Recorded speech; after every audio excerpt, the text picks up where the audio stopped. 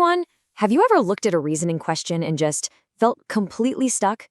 It feels like some random, impossible puzzle, right? Well, what if I told you there's actually a system to it? Today, we're going to learn 3 super simple tricks that will help you solve these problems so much faster. So let's get started. I totally get it. You see one of those long letter series or a list of jumbled words, and your first thought is, where do I even begin? It can feel really intimidating, especially when you're racing against the clock in an exam. But trust me on this, it is all about knowing the pattern. And that's my promise to you in this session. By the time we're done here, you're going to have both the confidence and, more importantly, the method to tackle these common problems. Honestly, they're going to seem so much easier. All right, so here's the game plan for today. We'll start with getting into the right mindset.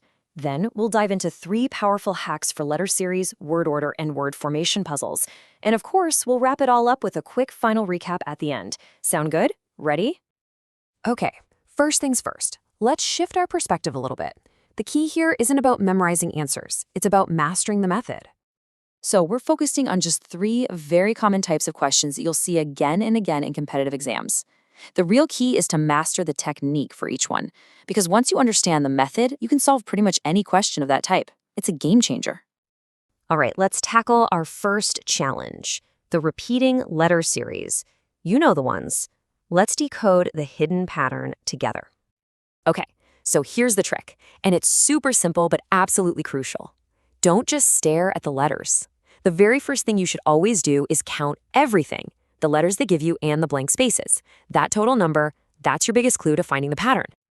All right, it's time to put this into practice. Let's take a look at this example from our source material. We're going to see exactly how this counting method works. It's magic. So, how do we solve this? Well, first step, just like we said, count. We have a total of 15 spaces here. Now, what are the factors of 15? It could be groups of 3 or groups of 5. See, this already gives us a huge hint about the pattern size. So now, let's test the options. If we plug in option C and make groups of 5, what do we get? We get C, B, A, C, B. Then C, B, A, C, B again, and look at that, a third time. The pattern C, B, A, C, B repeats perfectly. See how easy that was? The key was right there in the count. Okay, next up, we're moving on to a different kind of puzzle. This time it's not about abstract letters, it's about arranging words to tell a logical story. And for these kinds of questions, here's the hack. Instead of trying to sort the whole list at once, just figure out one thing. What's the very first step, and what's the absolute last step? You'd be surprised how often this immediately eliminates most of the wrong options. It's a huge time saver. Let's give it a try with this one. The words are consultation, illness, doctor, treatment, and recovery. So just thinking about it, what do you think comes first? And what has to come last? Okay, let's follow our trick. What's the starting point? Well, it all begins with an illness, right? So that's number 2. And the final step? Hopefully it's recovery, which is number 5. Just by knowing the sequence starts with 2 and ends with 5, you can often find the right answer in the options. But let's fill in the middle just to be sure. After the illness, you go to the doctor, that's 3, who gives a consultation, 1, which leads to treatment, 4, and finally recovery. So the perfect logical order is 2, 3, 1, 4, 5. It's like a little mini story. All right, for our final trick today, we're shifting gears from ordering words to actually forming them. The question is, can you use the letters from one word to create a completely new one? The trick here is to think like a detective. You have to systematically check every single letter in the option against the letters available in the main word. The key is not to rush. You've got to be methodical. Let's apply this right now. Our main word is construct. Now, the question is asking which word cannot be formed.